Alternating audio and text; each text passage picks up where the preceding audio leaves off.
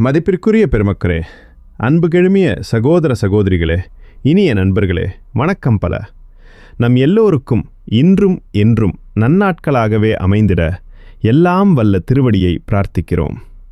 மனித வாழ்வின் மகத்துவத்தை உயர்வின் உச்சிக்கு கொண்டு செல்லும் நன்னெறியான அறநெறியை, அதாவது மனித குலம் மாண்புடன் உயர வளர வழிகாட்டும் சன்மார்க்கச் செந்நெறியை நமக்கென்று அருளிய ஒப்பற்ற ஞானக் களஞ்சியம் திருக்குறள் என்கிற அப்பேருண்மையை நாம் அனைவரும் நன்கு அறிந்ததே. கலங்கரை விளக்கமென மனித மனங்களை நல்வழிப்படுத்தி செறிவூட்டும் அந்த திருக்குறளில் கள்ளுண்ணாமை என பெயர் பெற்ற 93வது அதிகாரமானது கள்ளு, சாராயம் போன்ற மதுப்பழக்கமானது ஒருவனின் கடமை உணர்வையும் கண்ணியத்தையும் கட்டுப்பாட்டையும் சீரழிக்கின்றதோடு மட்டுமல்லாது நல்ல குடும்ப வாழ்வையும் உடல் மனம் சார்ந்த நன்னலன்களையும் உறவுகளின் உறுதியையும் நட்பின் நம்பிக்கையையும் பெருமுயற்சியால் அடையத்தக்க உயர்வையும் அடியோடு சிதைத்துவிடும் என தெளிவாக உரைக்கிறது. மேலும் அரிதாக கிடைத்த மனித பிறவியை விரைவில் சீர்குலையச் செய்து இறுதியில் உயிரையே மெல்ல குடித்துவிடும் நஞ்சென்று மதுவை சுட்டிக்காட்டுகிறது. இன்று நம் சமூக வாழ்வில் குறிப்பாக சாராய வியாபாரம் அபரிதமாக செல்வாக்கு பெற்று சமூக அரசியல் ஒழுக்கம் சீர்குலைந்த சூழலில் நாம் அன்றாடம் கண்கூடாக காணும் துயர நிலைகளை 2000 ஆண்டுகளுக்கு முன்பே திருவள்ளுவர் தெளிவான முன்னறிவிப்பாக பதிவு செய்திருப்பது அவரது ஞானத் தொலைநோக்கை வெளிப்படுத்துகின்றது. தன் கருவில் திங்கள் பல சுமந்து தன் உதிரத்தை உணவுக்கு பாலமுதாக்கி அன்போடு பெற்றெடுத்து பேணி வளர்த்த மகனை ஒழுக்கமுடன் உயர்நிலையில் காண விரும்பும் ஒரு தாயை தாங்க முடியாத பேரவலத்தில் தள்ளி அவளது கண்களில் வெந்நீரை வரவழைத்து இதயத்தை துடிக்க வைக்கும் அருவருப்பான தீப்பழக்கம்தான் இந்த மதுவருந்தல் என்பதை வள்ளுவர் உருக்கமாக உணர்த்துகிறார். முதலில் ஒரு பெற்ற தாய்க்கு உற்ற சோகத்தை முன்வைத்து மனிதனின் மதியை கெடுக்கும் மதுவின் கொடுமைகளை இந்த கள்ளுண்ணாமை அதிகாரத்தில் திருவள்ளுவர் நமக்கு இப்படி ஆழ்ந்து புரிய வைத்திருப்பதை உற்று நோக்கி அனைவராலும் அருவருக்கக்கூடிய இந்த மதுவை அருந்துகின்றவர்கள் அத்தீய பழக்கத்தை உடனடியாக விட்டுவிட நொடிப்பொழுதேனும் காலம் கடத்தினால் அது அந்த மதுவுக்கு அடிமையாய் போனதைத் தவிர வேறோர் காரணம் இருக்கவே முடியாது. ஈன்றாள் முகத்தேயும் இன்னாதால் என்மற்றுச் சான்றோர் முகத்துக்களி. ஈன்றாள் முகத்தேயும் இன்னாதால் என்மற்றுச் சான்றோர் முகத்துக்களி. குறள் 923. இந்த வள்ளுவர் வாசகம் என் உள்ளத்தை கிழித்தெறிந்தது. அனைவரும் அருவருக்கக்கூடிய இந்த மதுவருந்தும் தீப்பழக்கமானது இனி எக்காலத்தும் எவ்விடத்தும் என் வாழ்வில் இடம்பெறக்கூடாதென்று தாங்களாகவே விழித்துணர்ந்து சத்திய பிரமாணம் செய்து அந்த கொடிய மதுவெனும் விடநீர் விரும்பிகள் திருந்தி முன்னேறுவதற்கான நல்வாழ்வியல் சமூகச் சூழலை நாம் கட்டியெழுப்ப வேண்டும் என்கிற தீவிர எண்ணத்தில் நான் நெடுநேரம் ஆழ்ந்திருந்தேன். ஒரு தாயின் கண்ணீரை துடைப்பதே உண்மையான சமூக நலப்பணி. அதற்கான முதற்படி பூரண மது விலக்கே என்பதில் என் மனம் உறுதியாகியது. இதே அதிகாரத்தில் இடம்பெறும் இன்னொரு குறளில் இக்கொடிய மதுப்பழக்கமானது ஒரே நேரத்தில் மனிதனின் மதியை மழுங்க வைத்து அறியாமையும் பொருளை கொள்ளையடித்து வறுமையையும் தரக்கூடிய ஆற்றல் பெற்றது என்பதை திருவள்ளுவர் மிகத் தெளிவாக எடுத்துரைக்கிறார். கையறியாமை உடைத்தே பொருள் கொடுத்து மெய்யறியாமை கொளல். கையறியாமை உடைத்தே பொருள் கொடுத்து மெய்யறியாமை கொளல். குறள் 925. எவ்வளவு வேதனைக்குரிய உண்மை இது! நாம் வியர்வை சொட்ட சொட்ட கடினமாகச் சம்பாதித்த பணத்தை நம் கைகளால் நாமே நம் குடும்ப நலனுக்காக நற்செலவோ அல்லது நற்சேமிப்பு செய்வதற்கு பதிலாக மெய் அறியாமை என்னும் மதிமயக்கத்தை வாங்கும். அதாவது பொருளை இழக்க வைத்து நம் அறிவொளியை மங்கச் செய்து மதியின் தெளிவை களவாடும் மதுவுக்கு நாம் விலை கொடுத்து வாங்கும் அந்த தீய செலவை செய்கின்றோம் என்று இக்குறளில் வள்ளுவர் வருத்தத்தோடு சுட்டுகிறார். இதன் மூலம் மது அருந்துதல் மனிதனுக்கு வெறும் பொருள் இழப்பு மட்டுமல்ல, பெரும் நன்மதிப்பையும் இழக்க வைக்கும் கேடுகெட்ட செயலாகும். இது தவறல்லவா என்று வள்ளுவர் வினாவுவதை உணர்ந்து நாமும் நம்மை நாமே வினாவ வேண்டிய தருணம் இது. இதற்கும் மேலும் மதுவின் தீமையை இன்னும் தீவிரமாக உணர்த்தும் வகையில் திருவள்ளுவர் அடுத்த குறளில் அதனை நேரடியாக உயிரை பறிக்கும் நஞ்சோடு ஒப்பிடுகிறார். துஞ்சினார் செத்தாரின் வேரல்லர் எஞ்ஞான்றும் நஞ்சுண்பார் கள்ளுண்பவர்.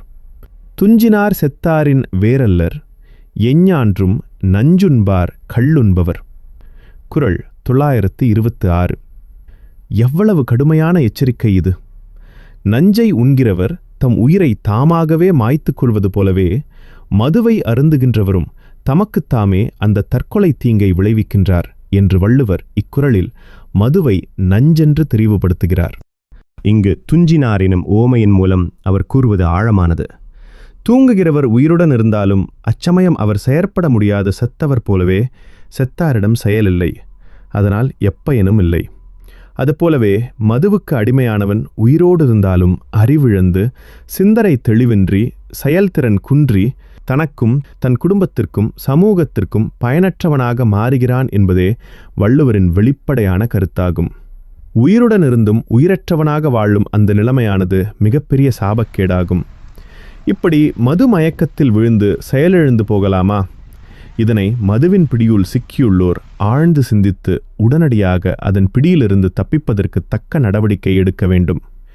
இது மட்டுமல்ல, இப்படி மதுவின் பிடிக்குள் மாட்டிக்கொண்டவர்கள் தாங்கள் குடிக்காத நேரத்தில் மது வருந்தி மதிமயங்கி வாயில் மலை எறும்பும் ஈயும் உறவாடி தெருவில் அவர்கள் கிடப்பதை பார்த்தாவது சிந்தித்து உடன் திருந்த வேண்டும் என்பதற்கும் தகுந்த அறிவுரையை கள்ளும்னா பொழுதில் கழித்தானை காணுங்கால் உள்ளான்கொள் உண்டதன் சோர்வு.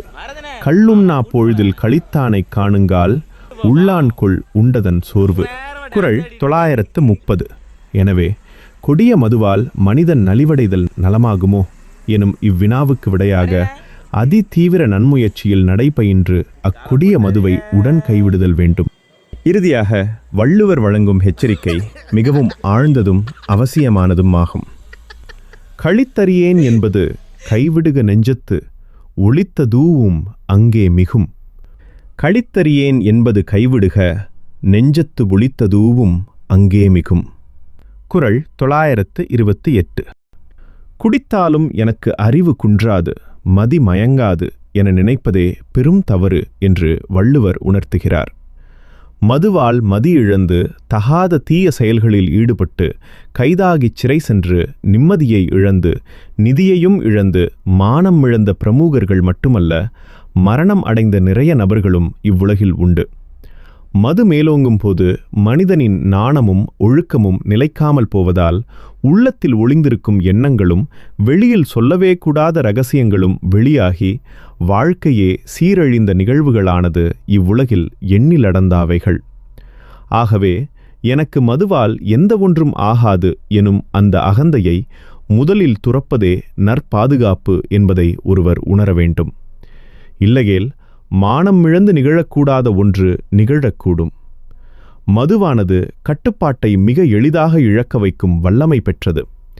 மதுவருந்தி மதிமயங்கி தன்னிலை தடுமாறி வாகனம் ஓட்டுபவர்கள் தற்செயலாக எதிர்வந்த வாகனங்களின் மீது அதிவேகமாக மோதி சம்பவ இடத்திலேயே தாங்கள் சமாதியானது மட்டுமல்லாமல் எந்த விதத்திலும் சம்பந்தப்படாத ஆங்கே வந்த வாகனத்தில் இருந்த குடும்பத்தார்களையும் அந்த இடத்திலேயே மரணிக்க வைத்து அவர்களின் கிடைத்தற்கரிய மனித வாழ்க்கையை நாசமாக்கும் கோரச் சம்பவங்கள் அன்றாடம் பதிவாகிக் கொண்டுதான் வருகிறது.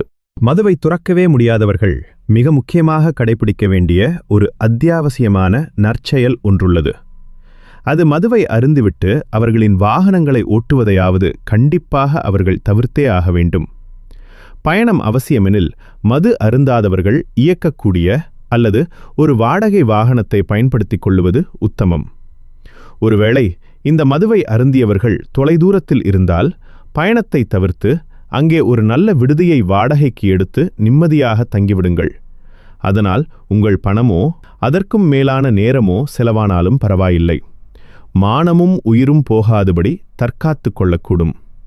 இந்த நற்செயலானது தவறு செய்யும் உங்கள் உயிரை காப்பதோடு மட்டுமல்ல, எந்த தவறும் செய்யாத உங்களின் குடும்பத்தார்கள் மற்றும் பயணத்தில் உள்ள மற்ற குடும்பத்தார்களின் உடல் பொருள் ஆவியை காப்பதற்கும் நீங்கள் குடித்திருந்தாலும் செய்யும் பேருதவியாக இருக்கும். இந்த ஒரு உதவியையாவது மதுப்பழக்கத்தை விட முடியாதவர்கள் தயவு செய்து செய்திட வேண்டுமாய் உங்களை அன்புடன் கேட்டுக்கொள்கிறேன். மதுவின் ஆதிக்கத்தால் வாய்வார்த்தைகள் தடிமனாகி பின் சண்டை சச்சரவுகள் ஏற்பட்டு இளம் வயதிலேயே இறந்து போகின்றவர்களின் புள்ளி விபரமானதும் தற்போதைய போதை கலாச்சார தமிழகத்தில் நாள்தோறும் அதிகரித்து கொண்டே வருகிறது. மதுவால் பாலியல் வன்கொடுமைகளும் பின்பு கொலைகளும் தினம் தினம் தலைப்பு செய்திகளாக தமிழக ஊடகங்களில் இப்போது அதிக அளவில் காணப்படுவதால் பொதுமக்கள், குறிப்பாக பெண்கள், இரவில் தனித்து பயணிப்பதை தவிர்த்தாக வேண்டிய அச்சத்திலேதான் இருக்கின்றார்கள். எனது தற்போதைய நகராகிய கமுதியில் இந்த வாரம் மதுவருந்தி மதியிழந்து பட்டப்பகலில் பேருந்து நிலையம் அருகில் பொதுமக்களை அச்சுறுத்தும் ஒரு அபாயகரமான சம்பவத்தை நீங்களே பாருங்கள். இதில் எந்தவிதத்திலும் சம்பந்தப்படாத பொதுமக்கள் தங்களுடைய கால்களை இழந்து, வாகனங்கள் உடைந்து, உயிருக்கு பயந்து ஓடி ஒளியும் அவல நிலையை பார்க்கவே சகிக்க முடியவில்லை. தமிழகத்தில் இந்த கொடிய மதுவால் அன்றாடம் நிகழும் சமூக விரோத தீய செயல்களானது காவல்துறை மற்றும் சட்டம் ஒழுங்கிற்கே பெரும் சவாலாக இருக்கும்போது சாமானிய மக்களால் அவற்றை எப்படி சமாளிக்க முடியும்? மதுவின் அக்கிரமம் மக்களை பாடாய்ப்படுத்துகிறது. இதுதான் இன்றைய தமிழக குடிமக்களின் பரிதாபமான அவல நிலையாகும். இப்படி எனது நெருங்கிய உறவு மற்றும் நட்புகளின் நிறைய குடும்பங்கள் மதுவின் குரூர பீடிப்பால் மீடேறவே முடியாமல் நொறுங்கிப்போய் கிடக்கிறது. மதுப்பழக்கத்தால் சிறு பிராயத்திலேயே மரணித்து போனவர்களின் குடும்பத்தார்கள் தங்கள் வாழ்நாள் முழுவதும் அப்படி இறந்து போனவர்களின் நினைவால் மீளா துயரத்திலேயே காலத்தை கடத்துவதை தவிர வேறு நிவாரணமாக மாற்று வழி அவர்களுக்கு என்னதான் இருக்கிறது? பேரன்புடையீர், மது அளிப்பது மகிழ்ச்சி அல்ல, மனதை மயக்கும் மாயை அது.